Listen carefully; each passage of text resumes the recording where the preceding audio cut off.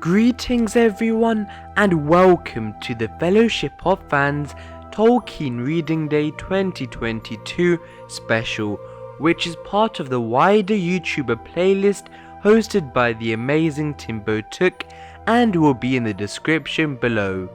The theme for this year is love and friendship, and we have incorporated this theme into the upcoming Amazon The Rings of Power show, where the love and especially friendship between Annatar and Celebrimbor led to immeasurable consequences. Please don't forget to like and subscribe, and without further ado, let's get right into it. It is around the year 1200 of the Second Age, and firstly we arrive in Lindon, the kingdom of High King Gil-galad.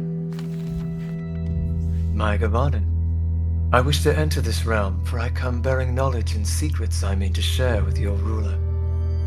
And who might you be, stranger?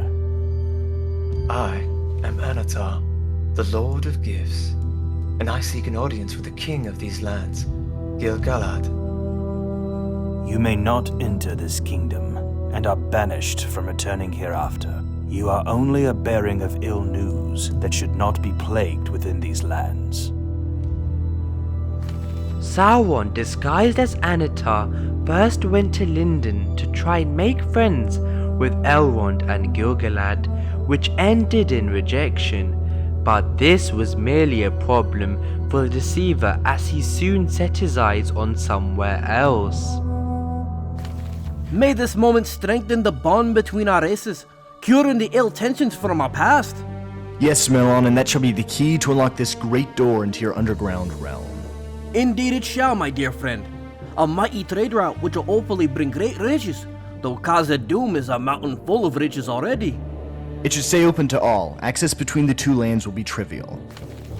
And trivial it remained, with the creation of the Doors of Durin, signaling a unique yet prosperous relationship between the dwarves and elves, whilst especially Na'vi and Celebrimbor as well, the most unique of friendships.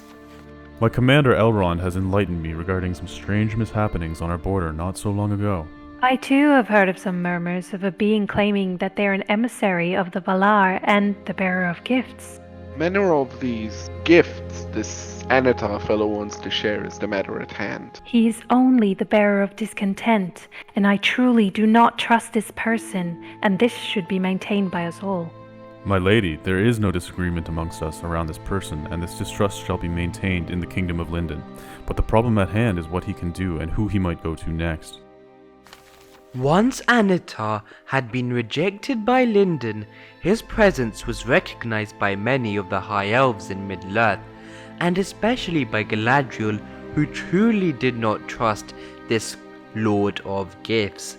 But still, this did not stop Sauron. Not too long after, Annatar had arrived in the region of Eregion, the kingdom of Celebrimbor, who was the grandson of Fëanor himself. The capital of Eregion was Osth-Inathil, and this is where we arrive to next. My Lord Celebrimbor, this person showed up at our borders and claims to be an emissary of the Valar and a bearer of great gifts and knowledge. What gifts do you bear? I am Annatar, my lord. I come bearing knowledge only fit for the great craftsmen themselves, the Gwaith Mirdain. Enlighten me, Annatar. What knowledge do you speak of? The pinnacle of craftsmanship. Ring-making, my lord. A craft so powerful that it could shape the future of Middle-earth itself. A power being within your grasp. How do we know that you're being truthful and this knowledge you speak of is as good as you claim? Let me show you. Despite not being able to convince the elves of Lindon, Annatar was able to get a foothold in Eregion, and especially with their ruler Celebrimbor, a beginning of a soon-to-be great friendship and partnership, but not the only friendship in Eregion. How have you settled in with the wood elves at Lindornand under the kingship of Amdir? It has been pleasant, and Celebrian has also settled in quite well. But news from the west in Eregion has been troubling me greatly. for I do not trust this Annatar, Lord of Gifts. Yet Celebrimbor has welcomed him in with open arms. I had first sent the Lord of Gifts away from the Linden border, but it seems that he has chosen another route. Henceforth, it would be wise to pay great attention to the unfolding of events, but not to act too hastily as of yet. The Lady Galadriel certainly did not trust the events proceeding in Ost-in-Ithil, but Annatar remained there for quite some time. Annatar, my dear friend. My lord, things are progressing quite well, and the skill of your Gwaith Mirdain has improved immensely. The members of the Gwaith Mirdain are the very best craftsmen in these lands, but how is the ring making coming along, as that is the true specialty of your assistants? Here is what we have conjured up so far, my lord. These lesser rings are only mere rough versions of what is yet to come. What is yet to come will be of great benefit to you and your kingdom. By harnessing the great power these rings shall grant. Continue then, as I trust that you shall hold true to your word, and I would wish that even after this, you do stay longer. Just like Celebrimbor had requested, Annatar did continue, and the ring-making skills of the Gwaith Mirdain greatened to the point where rings of power began to be crafted, a mere testament as of what is yet to come. The dwarven rings were beginning to be forged, with the first one being completed, and Celebrimbor sought to increase the bond between the elves and dwarves even further. Welcome, Lord Celebrimbor, to the halls of Khazad-dûm, and your presence is as always greatly appreciated by my kinsfolk. And by me as well, dear friend. The pleasure is all mine, and I bring a kingly gift, suited only for the finest of dwarven lords. You continue.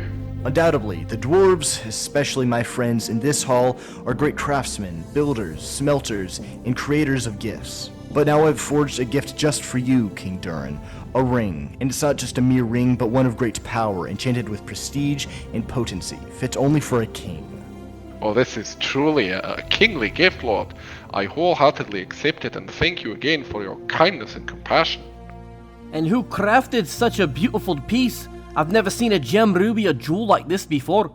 The mighty craftsmen of the Gwaith Mirdain alongside myself and Annatar, my acquaintance.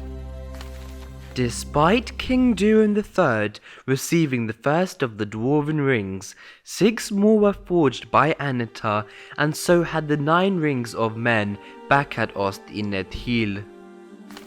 You are back, my lord. I hope you have accomplished your aim.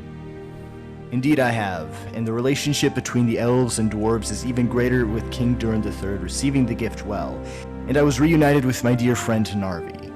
May I ask where is Annatar, as I would much desire to speak with him? I regret to inform you, my lord, that he has disappeared, and none of the guards have claimed to have seen him. When was this? My lord, he has disappeared, and the rings along with him. I doubt this to be the case. What is this foolery you bestow upon me? We are telling you the truth, my lord. He has not been seen since. We gain nothing out of lying. How could this be?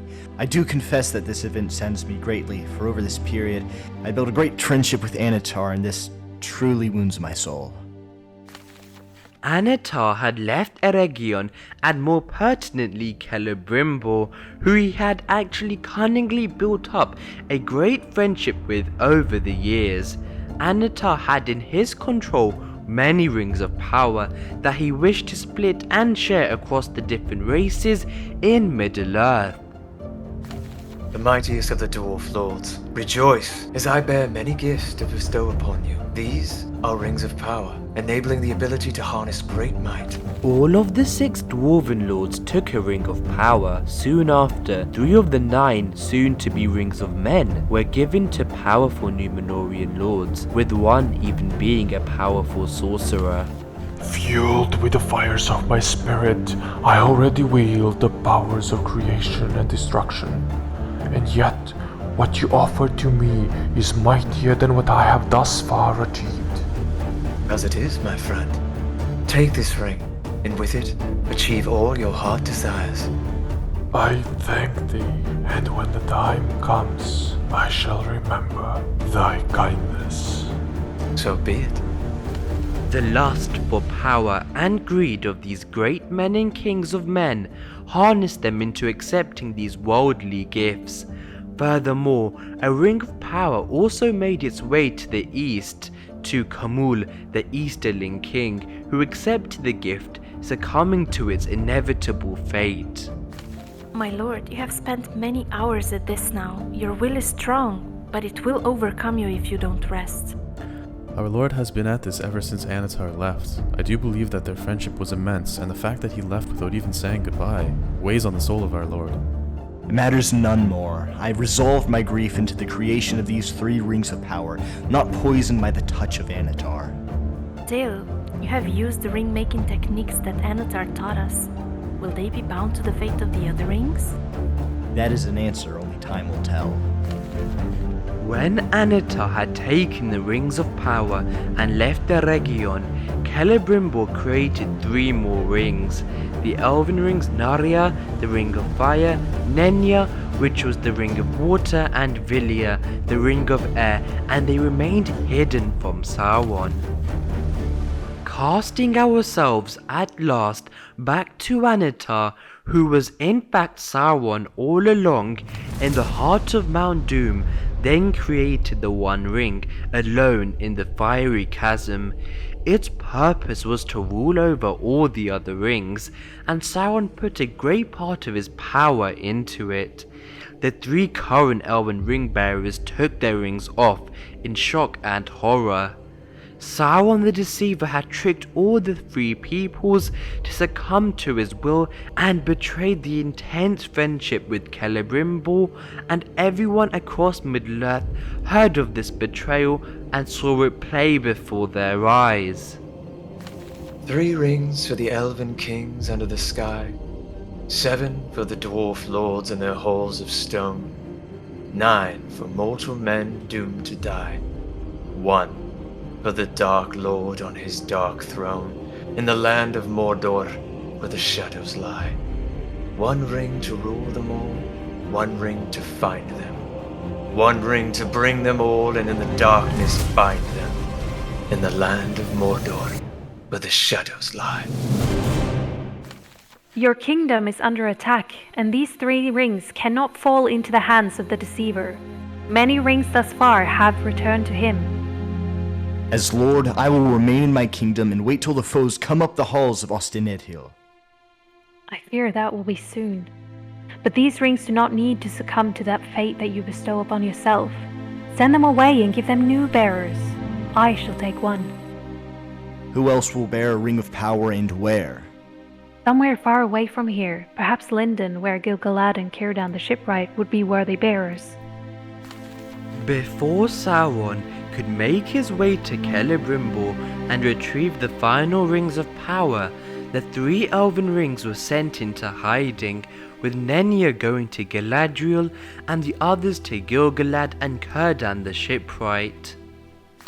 That is where the tale ends for today's video, with the main emphasis being on the Tolkien Reading Day theme of love and friendship, where we explored the friendships and betrayals between Annatar and Celebrimbor through the events of the Forging of the Rings. That said, the events from here on out represent rather the opposite, so we won't be going through them today. But if you want to see another special video like this going through the history of the Second Age, then please let us know in the comments below.